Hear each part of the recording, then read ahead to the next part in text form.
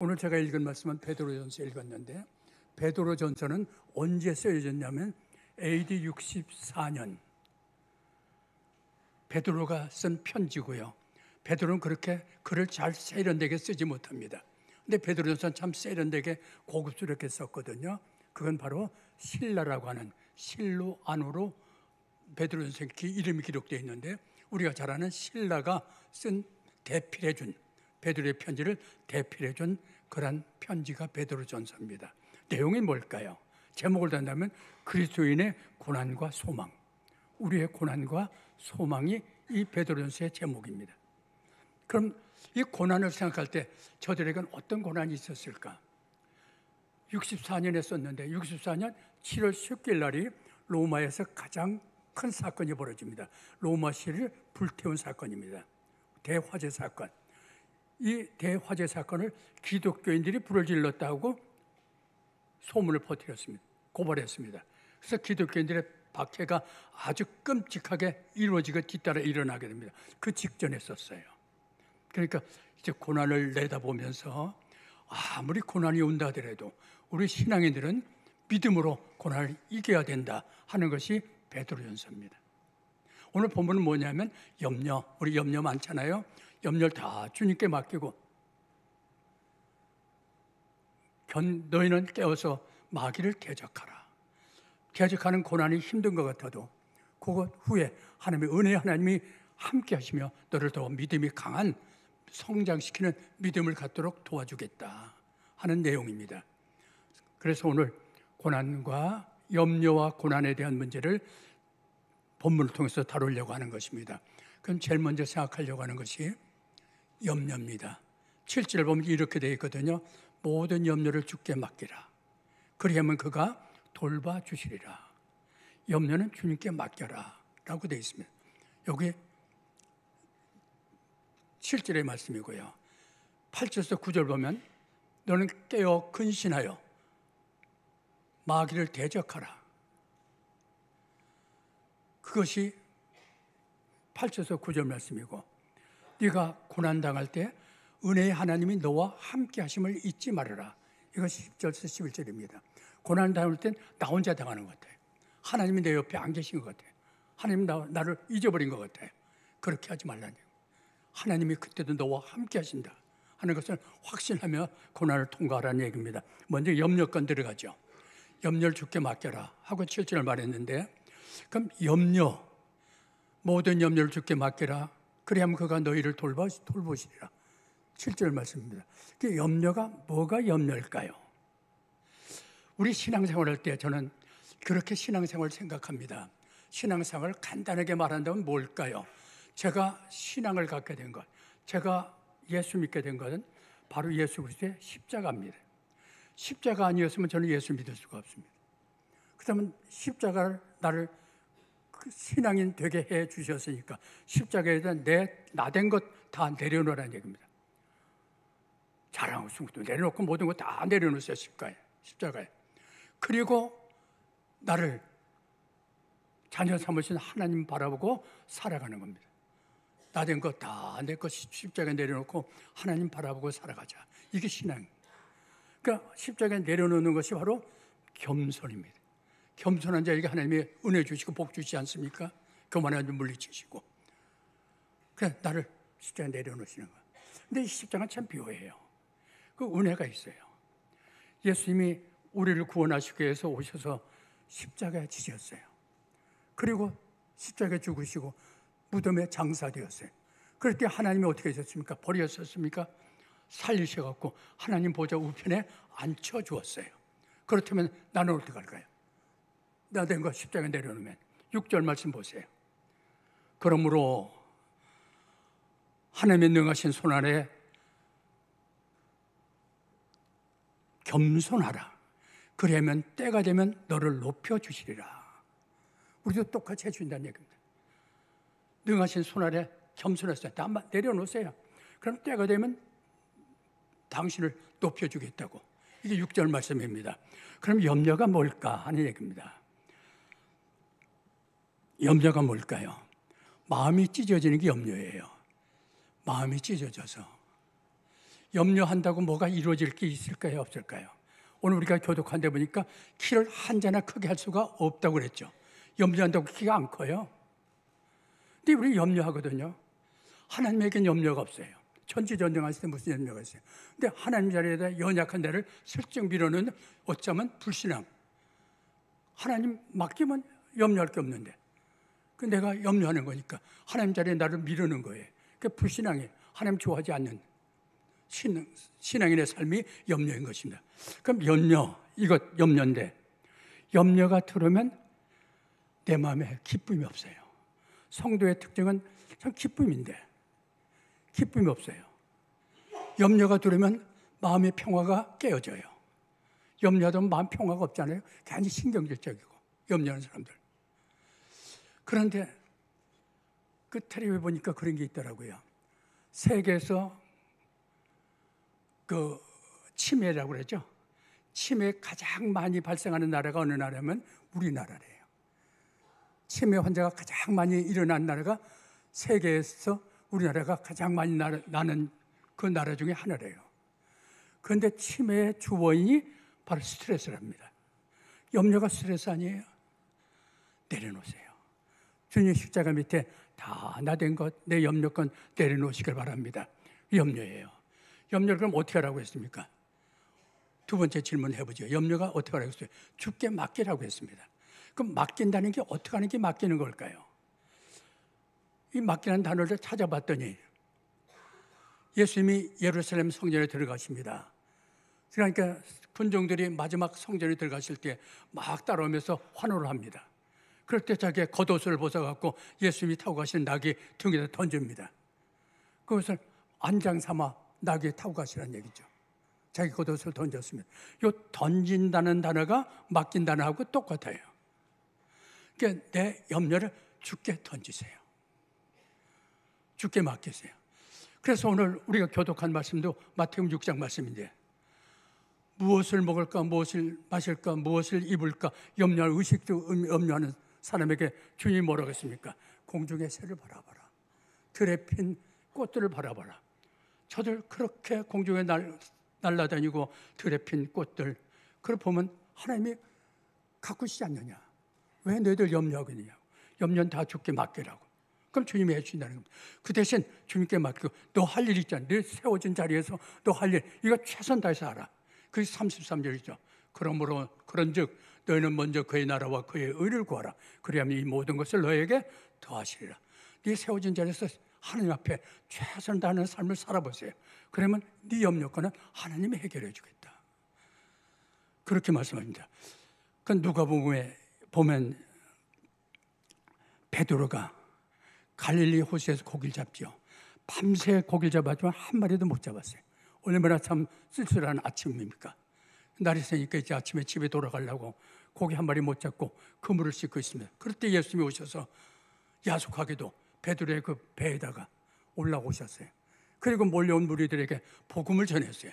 설교했어요. 그 설교 끝나더니 베드로 보고 말합니다. 야, 깊은 데 가서 그물 던져봐. 그래서 베드로 밤새 깊은 데 던져봤지만 못 잡았거든요. 그럼 뭐 그렇게 크게 신뢰하지 않은 마음이겠죠.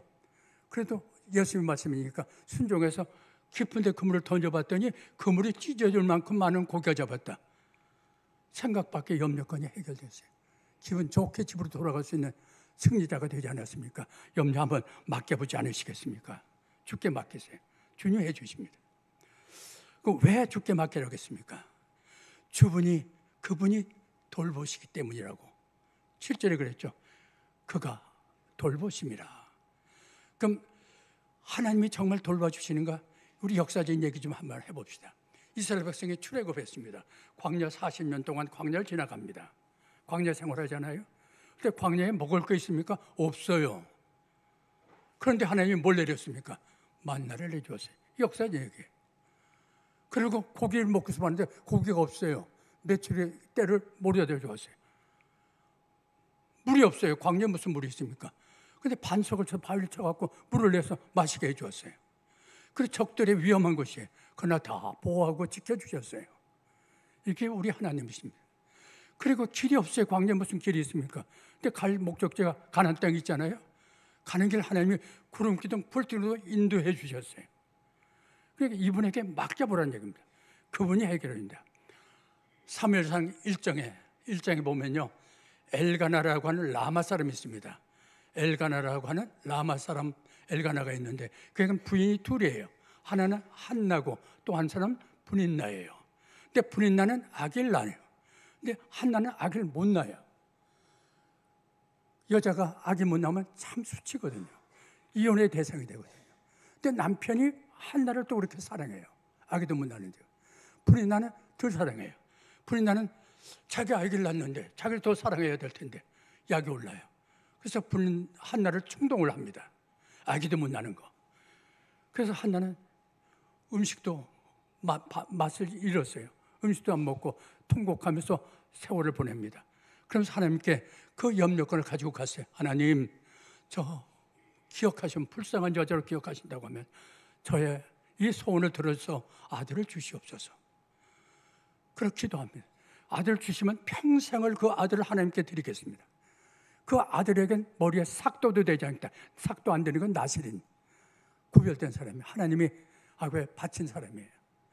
삭도도 되지 않겠어요. 하나님께 완전히 드리겠습니다. 아들만 주시면. 그러니까 하나님이 응답하시고 준 아들이 바로 누구냐면 사무엘이에요. 염려권 맡길만 하지 않습니까? 우리 반면에 한 사람 또 생각해 봅시다. 웃사라는 사람을 한번 생각해 봅시다. 웃사라는 사람은 누구냐면 하나님의 법궤를 엘리제 사장 때 얘기입니다. 그 법궤를 소수레에다 싣고 예루살렘으로 운반해 가고 있습니다. 성전에 둬야 되잖아요.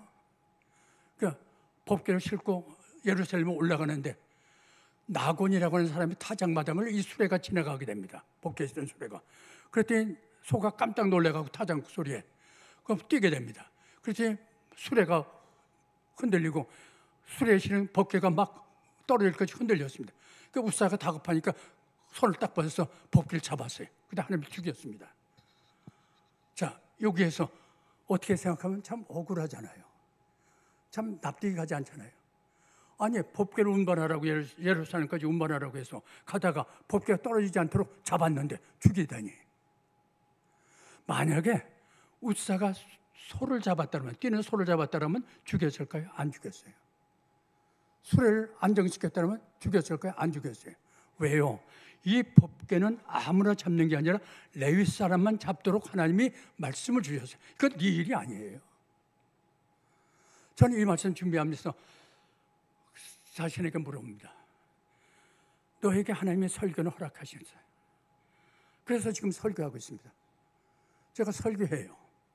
그러나 저에게 허락하시 아닌 게 하나 있습니다. 여러분의 마음을 회개시켜서 돌이켜 하나님 품에 여러분의 영혼이 안기게 하는 거, 이건 제가 할 일이 아니에요. 이건 제가 못해요. 이건 성령께서 하실 일입니다. 나는 최선을 다해서 말씀 준비하고 이걸 기도하면서 말씀 준비하고 영어로 이 말씀을 힘써 전하면 이제 나머지 일은 하나님이 하실 일입니다. 우리가 신앙생활하면서 그런 거 생각하지 않습니까? 근데 환란에 마태복음 14장에 보면요, 예수님의 제자들이 예수님은 산에서 기도를 더 하시겠다고 하고 제자들 건너가라고 그랬습니다. 그래서 갈릴리 호수를 배를 타고 건너갔습니다. 건너가다 보니까 그 광풍이 일어났습니다. 그래갖고 갈릴리 호수 가운데서 그만 갇혀버렸어요. 꼼짝도 못하고 이젠 죽음밖에 없어요.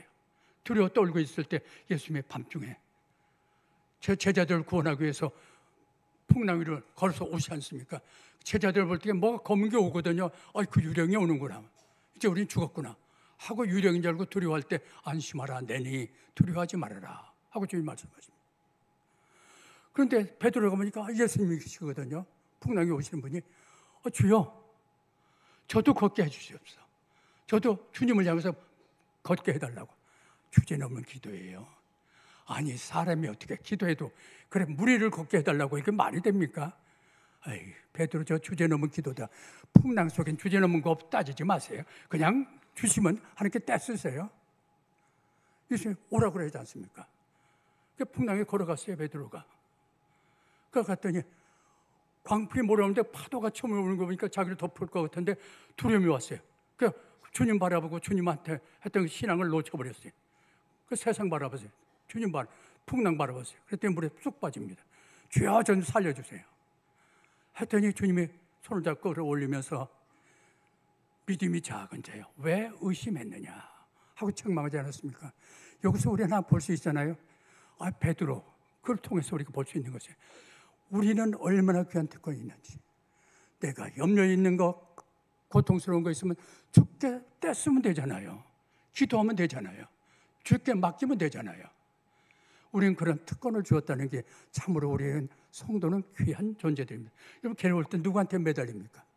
주님 앞에 무릎 꿇잖아요. 그거 참으로 귀한 일이라는 겁니다. 우리에게는 그런 걸 주셨으니까 염려는 주께 맡기세요. 두 번째 생각합시다. 8절에서 10절. 근신하여 깨어 마귀를 대적하라. 8절 9절 제가 읽어볼까요? 근신하라 깨어라 너의 대적 마귀가 우는 사자같이 두루다니며 삼킬 자를 찾나니 너희는 믿음에 굳건하게 하여 그를 대적하라. 이는 세상에 있는 너희 형제들도 동일한 고난을 받는 줄 알미라.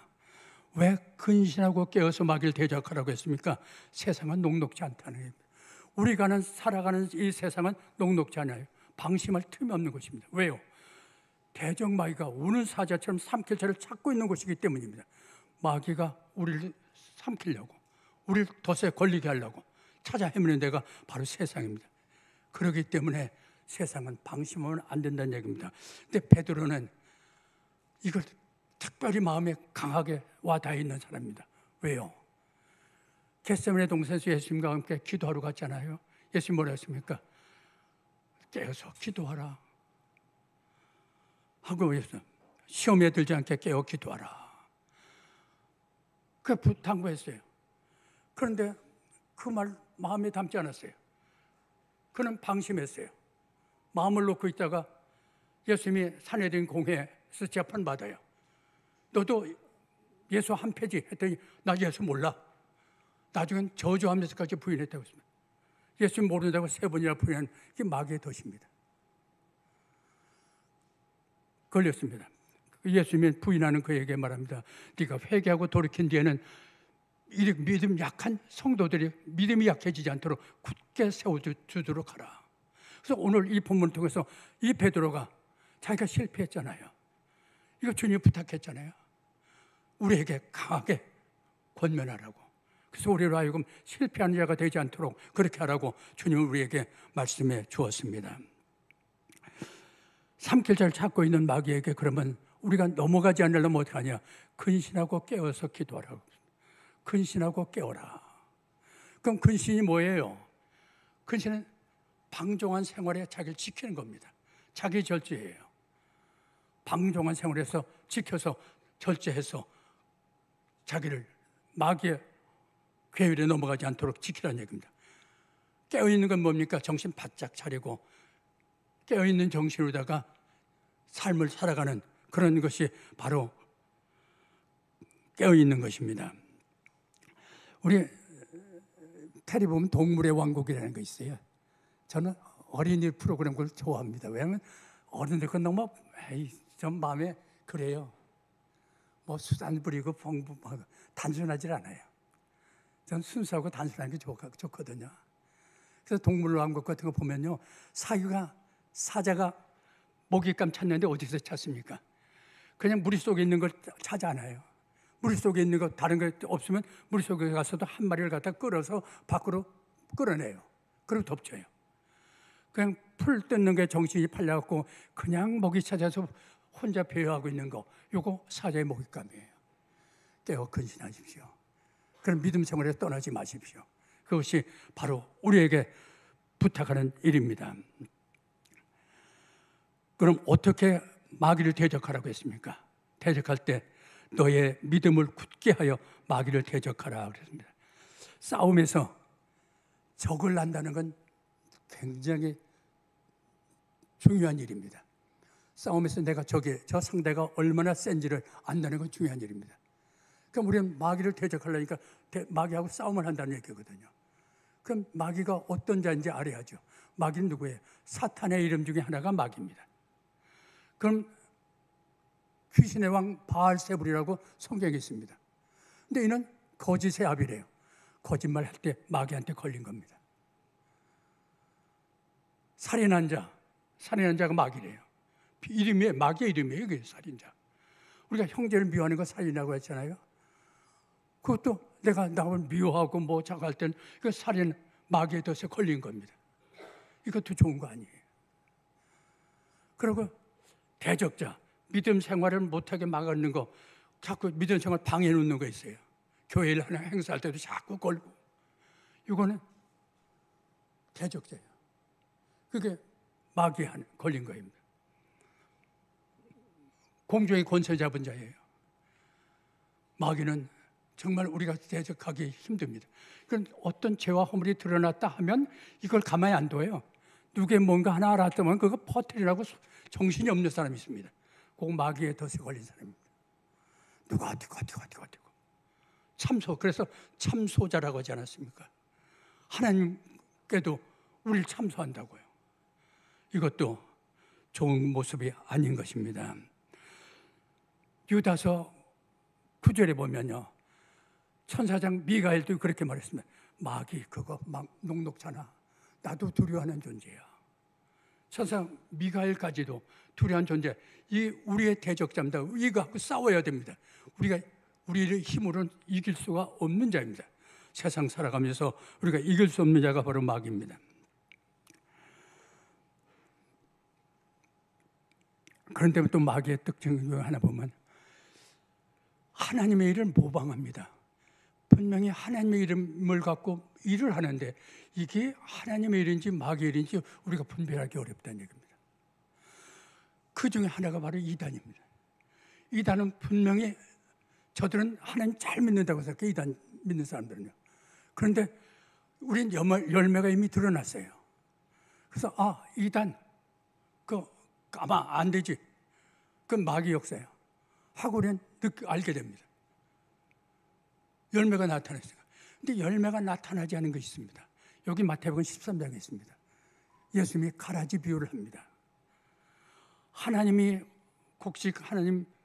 양식을 이렇게 뿌릴 때, 곡식을 뿌릴 때에 거기에 마귀가 와서 살짝 여기 마태복음 13장 39절인가에 있습니다.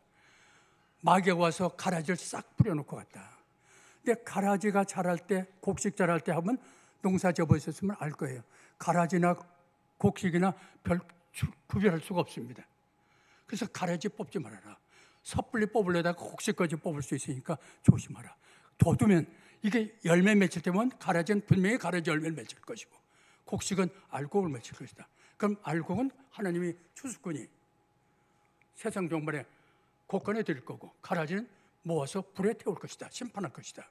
하고 말씀하십니다. 이만큼 이게 하나님의 일인지 이게 마귀의 일인지 구별하기 힘들다는 얘기입니다.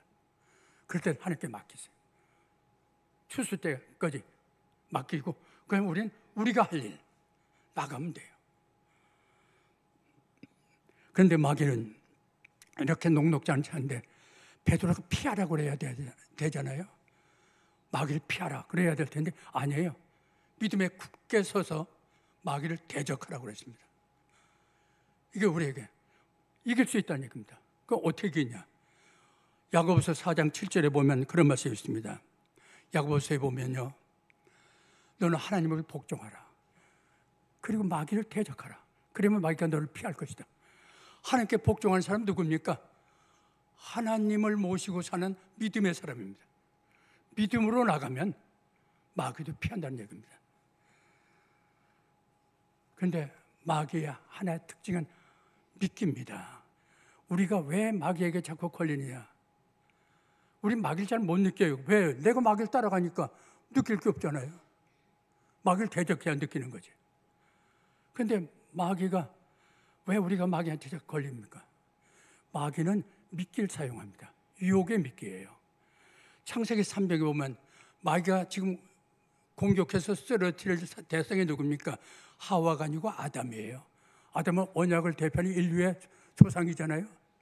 아담 쓰러뜨리면 인류가 다 지는 겁니다. 대표자니까. 그런데 아담은 아예 거들떠보지도 않아요. 마귀가. 누구한테? 하와한테.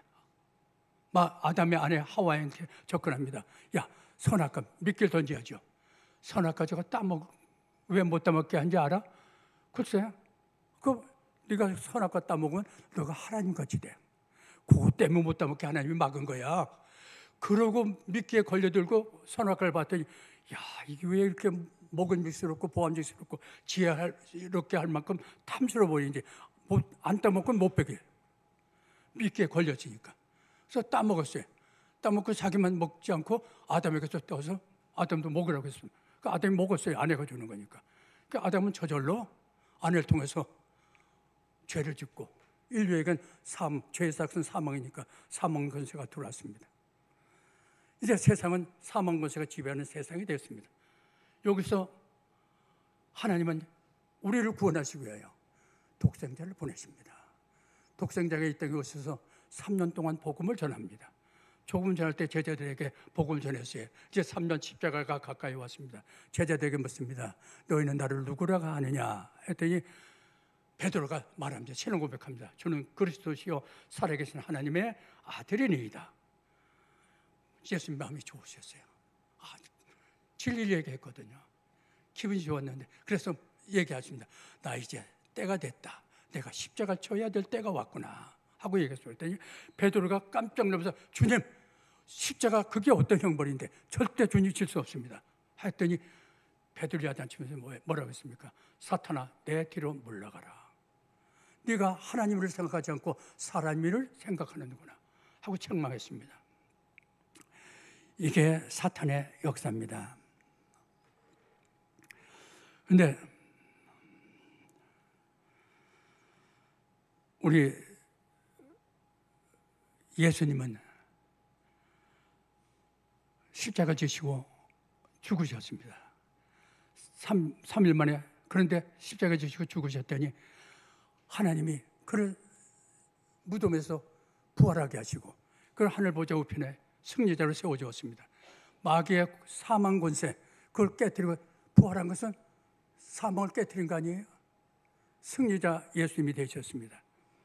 그분을 모시고 동행하는 것 이게 믿음입니다. 그러니까 예수님 놓지 마세요. 어려울 때 주님 부르세요. 그럼 마음을 주님께 향하세요. 그게 우리가 세상 살아가는 지혜고 무기입니다. 그래서 우리가 믿음에 굳게 서서 마귀를 대적하라고 했습니다.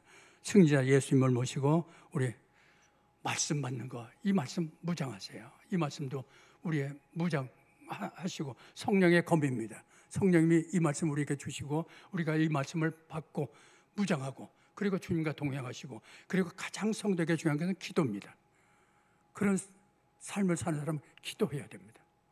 기도해서 내가 늘 주님을 향할 수 있도록 기도 생활을 하시길 바랍니다.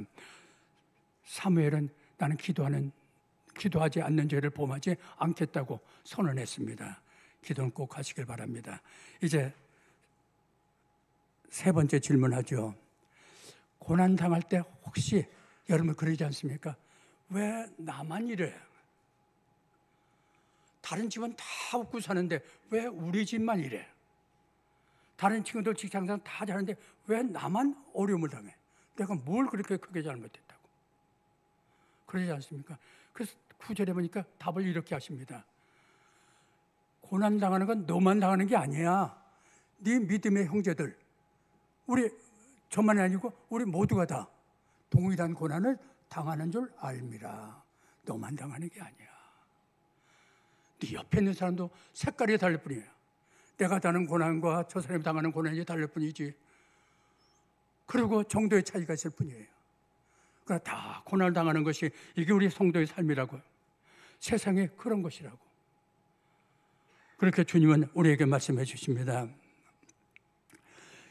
세상은 사망 권세가 지배하는 곳입니다. 그런데 예수님은 이 땅에 오셔서 우리를 사망 권세에서 우리를 건져내시겠다는 거거든요. 그래서 우리 천국 백성 삼았거든요. 그럼 세상에서 우리는 배신자예요. 천국 백성, 세상에 떠난 천국에 갈 사람들이니까. 그래서 요한복음 15장 19절에 예수님이 이렇게 말하지 않습니까? 너희가 세상에 속하였으면 세상이 자기의 것을 사랑할 것이나 너희는 세상에 속한 자가 아니요 도리어 내가 너희를 세상에서 택하였기 때문에 세상은 너희를 미워하느니라. 우리를 택하시고 하늘 천국 백성 삼아놨으니 세상이 볼 땐 밉잖아요.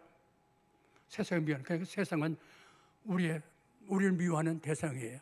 그러니까 우리가 세상 살면서 너무 세상 것 때문에 마음 아파하지 마시고 하나님 바라보고 우리 고난을 잘 믿음으로 나가시길 바랍니다. 근데 여기서 마지막 10절에서 11절 말씀 보면서 고난을 당할 때 하나님의 은혜의 하나님이 함께 하심을 확신하라는 얘기입니다. 나 혼자 당하는 게 아니라 그때 다 내 가족도 내 남편도 내 자식도 다 아닌 것 같아요.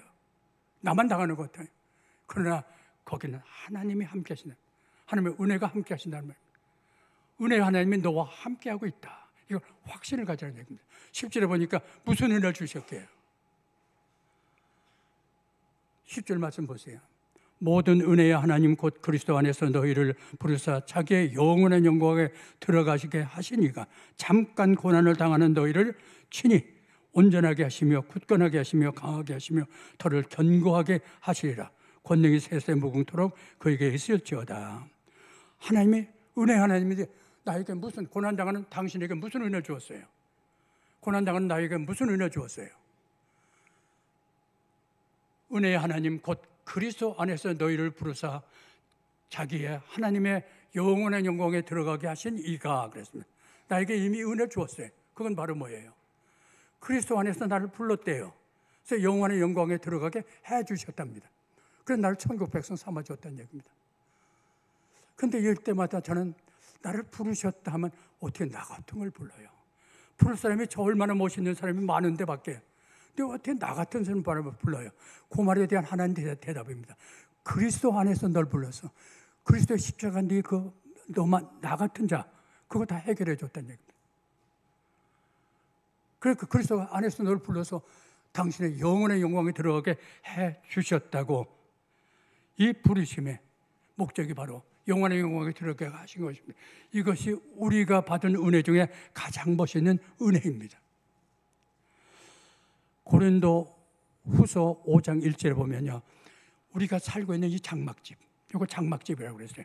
이게 무너지면 죽으면 끝난 게 아니에요. 하나님이 지으신 집이 있는데 그건 소유진 게 아니고 하늘에 있는 것인데 영원한 하나님의 집이 우리에게 있음을 우리는 안다고 했습니다. 고린도후서 5장 1절 제가 읽어드릴게요. 만일 땅에 있는 장막집이 무너지면 하나님께서 지으신 집 곧 손으로 지은 것이 아니요 하늘에 있는 영원한 집이 우리에게 있는 줄을 아나니. 그러고 보니까 골로새 1장 27절 말씀처럼 이 영광에 들어가는 길은 오직 그리스도예요. 그래서 내 안에 계신 그리스도가 바로 영광의 소망이라. 이분 때문에 내가 영광에 들어갈 수 있습니다. 내가 무슨 자격이 있는 게 아니에요. 소망이라고 말씀해 주십니다.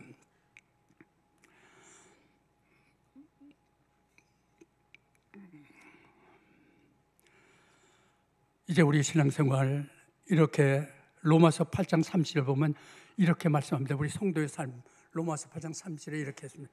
미리 정하신 자를 또한 부르시고 부르신 자를 또한 의롭게 하시고 의롭게 하신 자를 또한 영화롭게 하셨느니라. 우리 창선에 택해서 미리 정해 주셨어요. 내가 무슨 죄짓고 뭐 하기도 전에 나기도 전에 이미 나를 택해 주셨어요. 근데 나를 하나님이 때가니까 부르셨어요. 갔더니 예수 그리스도의 십자가 보혈로 내 죄를 다 씻어 주었어요.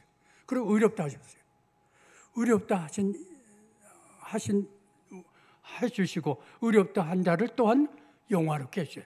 우리를 영화롭게 이제 그렇게 하시고 하늘 영광을 누리도록 우리를 해주셨다. 로마서 8장 3절 우리 성도에 가는 길입니다. 한번 두 번째 생각해 봅시다.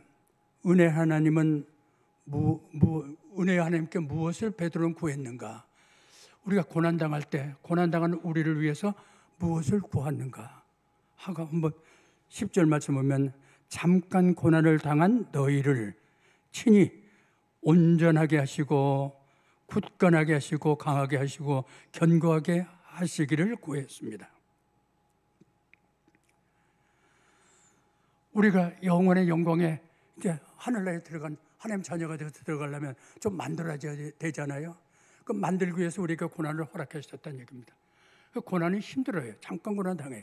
그러나 고난은 끝나는 게 아니고 그건 우리로 하여금 신앙을 성숙하게 만드시는 하나님의 방법이에요. 그래서 은혜의 하나님이 떠나지 않으시고 고난 속에 함께 계시다가 고난을 내가 믿음으로 통과하고 나면 바로 너희를 온전하게 하고 굳건하게 하시고 강하게 하시고 더를 견고하게 우리 신앙의 업그레이드 시키는 온전한 신앙이 되도록 도와주신다는 얘기입니다. 그게 하나님이 베드로가 간구한 것입니다. 자기가 그랬잖아요. 자기 실패자인 줄 알았어요. 예수를 3번이나 부인했으니까 끝난 줄 알았어요. 그때 하나님이 찾아오셔서 은혜로 부르시고 그리고 이렇게 온전하게 하시고 굳건하게 하시고 강하게 하시고 견고하게 해주었어요. 이제 이것을 자기가 받은 이 은혜를 이 고난당한 성도들에게 주시옵소서. 그래서 하나님 앞에 갈 때 멋있게 찬송 부르며 갈 수 있도록 해 주시옵소서 하는 간구가 오늘 본문의 내용입니다. 온전케 하는 게 뭡니까? 온전케 그물이 찢어져서 고기 잡다가 찢어지면 그걸 보수하는 것이 온전케 한다는 얘기입니다. 채석장에서 광석을 하나 캤어요. 그거 별 볼 일 없어요, 광석은. 근데 이걸 갖다가 이제 용광로를 거칩니다. 뜨거운 불에 용광로를 거치고 나면 불순물이 다 빠지고 순금이 나와요. 여기 온전하고 견고하고 강하고 굳건한 그러한 성도가 되는 것입니다. 그것을 길르기 위해서 고난도 와요. 그러니까 고난이 나쁜 것 같지만 사실 고난은 유익이다라고 말들 하는 겁니다. 이것은 실제로 우리는 잠깐 고난당한다고 그래요. 영광은 영원한 것인데 고난은 잠깐이다. 그런데 잠깐인 겁니다. 고난은 쉽지가 않아요. 겟세마네 동산에서 예수님이 십자가를 앞에 두시고 기도할 때 어떻게 했습니까? 간절히 하나님께 간구했는데 그 이마에서 땀이 떨어지는데 뭐같이 보였습니까? 핏방울같이. 고난은 예수님도 이렇게 십자가의 고난을 통과할 때 이렇게 땀방울이 핏방울 되도록 간절히 기도했는데 우리가 지나가는 이 터널 만만치 않다는 거 기억하시길 바랍니다. 고난당한 사람에게 잠깐이야 하고 얘기하지만 뭐가 잠깐이에요? 고난당하는 사람 입장에서 보세요. 하루가 왜 그렇게 길은지. 조금 있어요. 여기가 아프고 저기 아프고 참 길어요. 안 아프고 저기서 아침 온 것 같은 벌써 저녁 때가 됐어요. 같은 시간 같아도 굉장히 길고 만만치가 않습니다. 그래서 이 고통은 참으로 견디기 힘든 일입니다. 그래서 예수님은 해산하는 아내에 비유했죠. 여인이 아기를 낳을 때 해산하는 때가 되면 그 고통 때문에 괴로워하지만 아기를 낳고 나면 아기를 자식이 난 그 기쁨이 고통을 다 잊게 한다고요. 이제 우리는 어려운 고난의 터널을 통과해야 할 성도들입니다. 그 후에는 반드시 영원한 영광이 우리를 기다리고 있다는 걸 기억하시고 믿음으로 끝까지 승리하시길 바랍니다. 주님은 오늘도 부릅니다. 수고하고 무거운 짐진 자들아 다 내게로 오라고. 나를 불러서 이 영광의 길을 가도록 하신 하나님은 오늘 이 시간 또 불렀어요. 수고하고 무거운 짐 다 내게 맡기라고요. 주님 앞에 나가길 주저하지 마시길 바랍니다. 그리고 마지막 송명의 찬송을 보면 11절 이렇게 말합니다. 권력이 세세무궁토록 하나님께 있을지어다. 이 권력이 이런 능력 권력이 세세토록 주님께 있기를 간구하면서 찬송하면서 마쳤습니다. 이사야 41장 10절 한 절만 우리 같이 읽어보겠습니다. 이사야 41장 10절 띄울 수 있으면 띄워주시면 좋고요. 저는 제가 읽어드리겠습니다. 두려워하지 말라. 내가 너와 함께함이라. 놀라지 말라. 나는 내 하나님이 됨이라. 내가 너를 굳세게 하리라. 참으로 너를 도와주리라. 참으로 나의 오른손으로 너를 붙들리라. 아멘. 하나님의 약속의 말씀입니다. 이 말씀 기억하시고 여러분들 어떤 어려운 순간도 하나님은 당신과 함께합니다. 또 저와 함께하십니다. 하나님 앞에 믿음으로 승리하시는 저와 여러분 다 되시길 진심으로 소원합니다. 같이 기도드리겠습니다. 아버지 하나님, 오늘도 말씀을 통해 저희들에게 찾아오시고 우리의 심령에 말씀을 깨닫게 하시며 그 말씀을 따라 우리의 모든 염려를 주께 맡기고 믿음을 굳게 서서 마귀를 대적하며 이 나그네 길 승리할 수 있도록 하나님이 예배하신 영원한 영광에 들어갈 수 있도록 은혜 주신 것 참으로 감사를 드립니다. 아버지 하나님, 마귀가 우는 사자처럼 두루다니며 삼킬자를 찾고 있다고 하는 이 세상의 삶을 녹록하게 생각하지 말고 저희도 항상 깨어서 근신하며 깨어있는 신앙으로 모든 걸 분별하고 승리자가 될 수 있도록 하나님 은혜 내려 주시옵소서. 각 가정, 각 심령에게 이 말씀 역사해 주시길 간절히 바라옵고 예수 그리스도의 이름 받들어 기도드리옵나이다. 아멘.